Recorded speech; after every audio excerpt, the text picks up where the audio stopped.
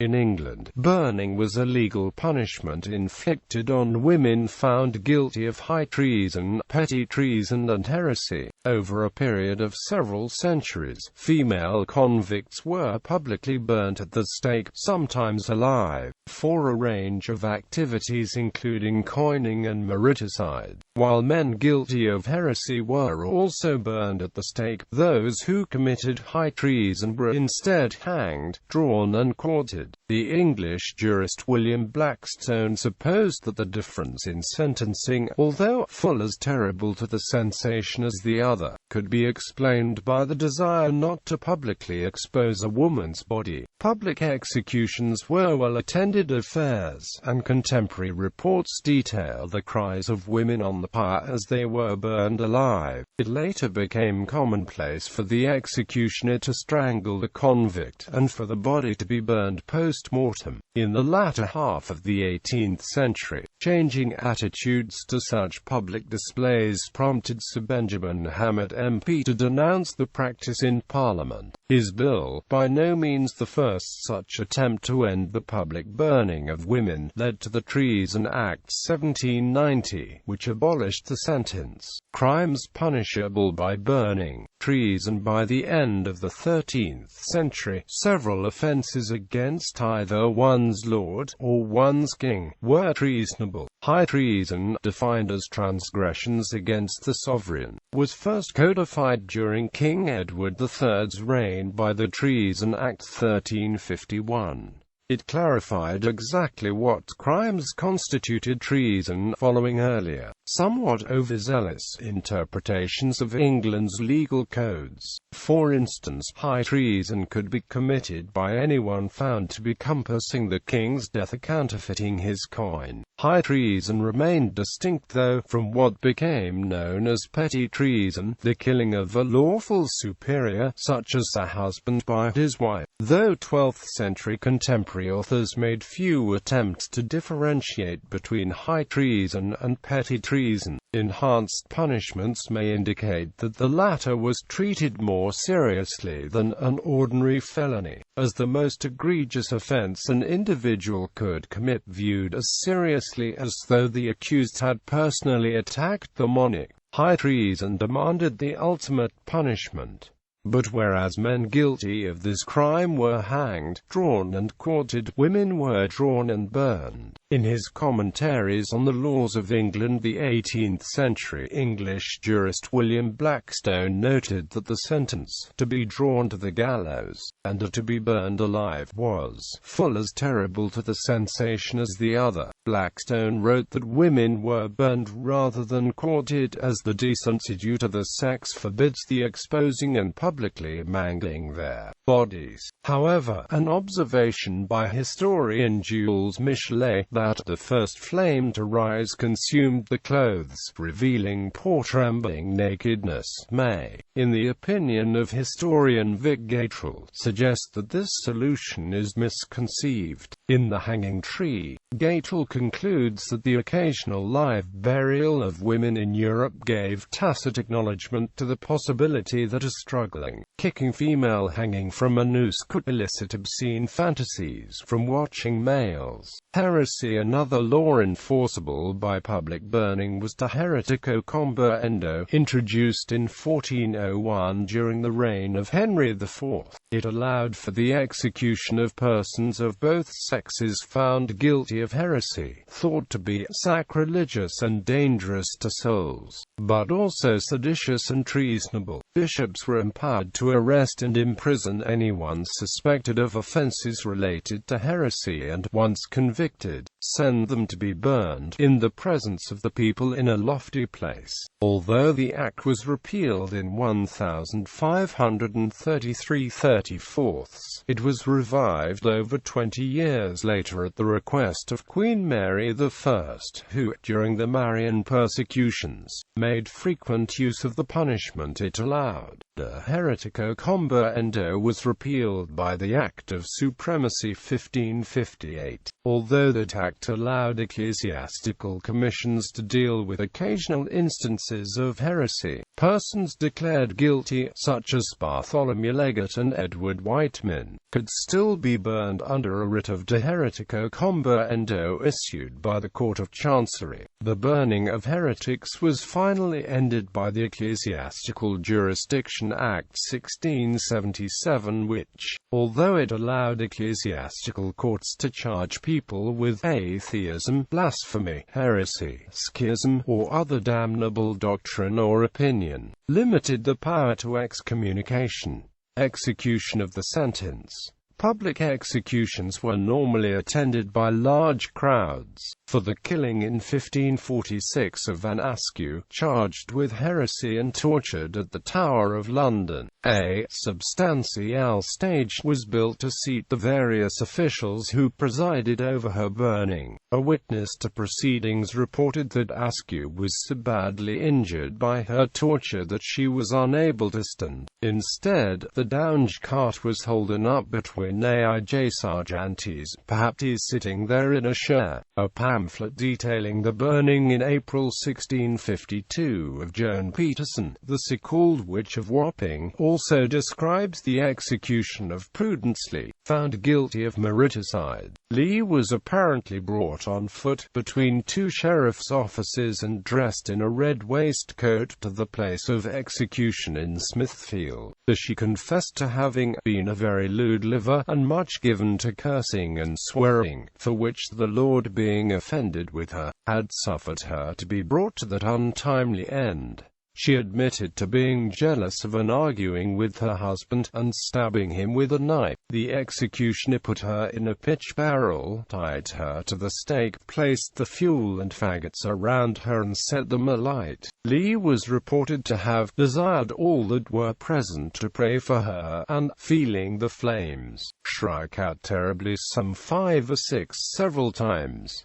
Burning alive for murder was abolished in 1656, although burning for adultery remained. Thereafter, out of mercy, the condemned were often strangled before the flames took hold. Notable exceptions to this practice were the burnings in 1685 and 1726 of Elizabeth Gaunt, found guilty of high treason for her part in the Rye House plot, and Catherine Hayes, for petty treason. Hayes apparently rent the air with her cries and lamentations when the fire was lit too early, preventing the executioner from strangling her in time. She became the last woman in England to be burned alive. The law also allowed for the hanging of children aged 7 years or more. Mary Troke, but 16 years of age, was burned at Winchester in 1738 for poisoning her mistress. An unidentified 14-year-old girl imprisoned at Newgate was more fortunate. Found guilty in 1777 of being an accomplice to treason for concealing whitewashed farthings on her person, she had been sentenced to burn. She was saved by the intervention of Thomas Thynne, 1st Marquess of Bath, who happened to be passing.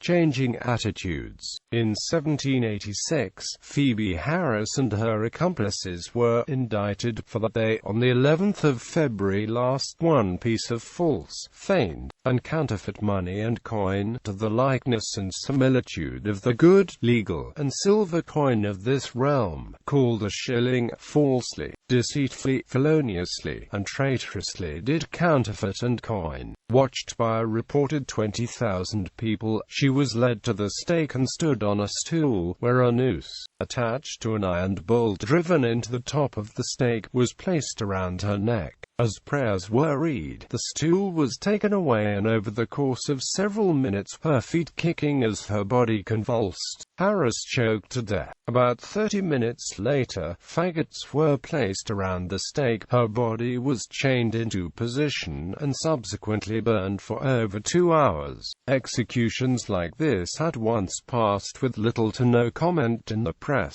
Historically, while fewer women than men were subjected to capital punishment, proportionately more were acquitted, found guilty of lesser charges, or pardoned if condemned. In centuries past, these women were judged by publications such as the Newgate Calendar to have succumbed to their own perversions, or to have been led astray. But while 18th and 19th century women guilty of treasonable crimes were still seen as villains, increasingly, the cause of the descent was ascribed to villainous men. Those people concerned about the brutality inflicted on condemned women were, in Gatrell's opinion, activated by the sense that even at the worst women were creatures to be pitied and protected from themselves, and perhaps revered, like all women from whom men were born. Commenting on Harris's execution, the Daily Universal Register claimed that the act reflected a scandal upon the law, a disgrace to the police, and was not only inhuman, but shamefully indelicate and shocking. The newspaper asked, why should the law in this species of offense inflict a severer punishment upon a woman than upon a man? Harris's fate prompted William Wilberforce to sponsor a bill which, if passed, would have abolished the practice, but as one of its proposals would have allowed the anatomical dissection of criminals other than murderers, the House of Lords rejected it. Though sympathetic to reform of England's bloody code, Lord Chief Justice Loughborough saw no need to change the law, although the punishment, as a spectacle, was rather attended with circumstances of horror, likely to make a more strong impression on the beholders than mere hanging. The effect was much the same, as in fact, no greater degree of personal pain was sustained, the criminal being always strangled before the flames were suffered to approach the body. When on the 25th of June 1788 Margaret Sullivan was hanged and burned for coining, the same newspaper wrote, "There is something so inhuman in burning a woman, for what only subjects a man to hanging, that human nature shudders at the idea. Must not mankind laugh as our long speeches against African slavery, and dour fine sentiments on Indian cruelties, when just in the very eye of the sovereign we roast a female fellow-creature alive, for parting a pennyworth of quicksilver on a half-pennyworth of brass?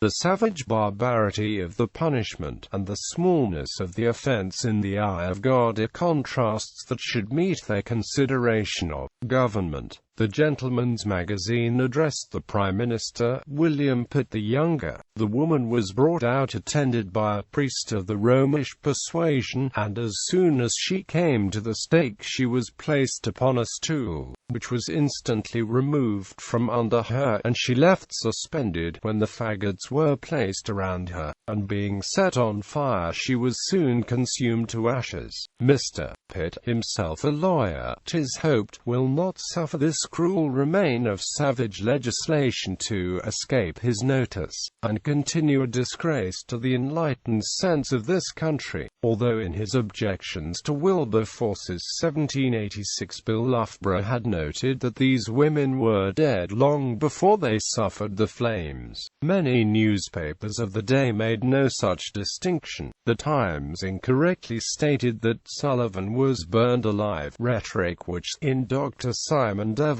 opinion, could be rooted in the growing reverence for domesticated womanhood that might have been expected at the time. As many objections may also have been raised by the perceived iniquity of drawing and burning women for coining, whereas until 1783, when the halting of executions at Tyburn removed ritualistic dragging from public view, men were simply drawn and hanged. A widening gulf between the numbers of men men and women whipped in London, which mirrors a similar decline in the sending of women to the pillory, may also indicate an imposition of commonly held gender ideals on English penal practices. Abolition. The burning in 1789 of Christian Murphy, for coining, received practically no attention from the newspapers, but it may have been enacted by Sir Benjamin Hammett, a former Sheriff of London. Hammett was also an MP, and in 1790 he introduced to Parliament a bill for altering the sentence of burning women. He denounced the punishment as the savage remains of Norman policy, which disgraced our statutes, as the practice did the common law. He also highlighted how a sheriff who refused to carry out the sentence was liable to prosecution. William Wilberforce and Hammett were not the first men to attempt to end the burning of women. Almost 140 years earlier, during the interregnum, a group of lawyers and laymen known as the Hale Commission was tasked by the House of Commons to take into consideration what inconveniences there are in the law. Among the proposed reforms was the replacement of burning at the stake with hanging, but, mainly through the objections of various interested parties, none of the Commission's proposals made it into law during the Rump Parliament. Hammett was confident, though. He believed that public opinion was on his side and that the House would go with him in the cause of humanity. The change in execution venues, from Tyburn to Newgate, also attracted criticism. Following Phoebe Harris's burning in 1786,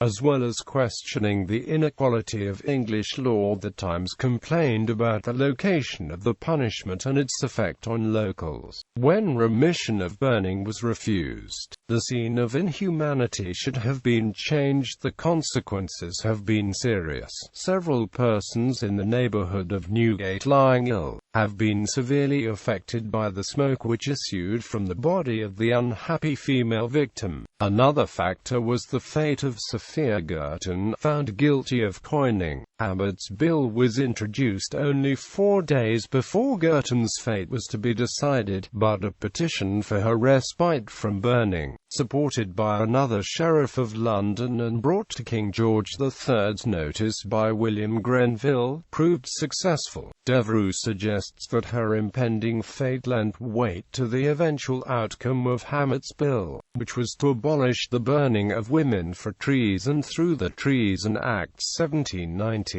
Christian Murphy, who at her execution in 1789 was dressed in a clean striped gown, a white ribbon, and a black ribbon round her cap, was the last woman in England to be burned.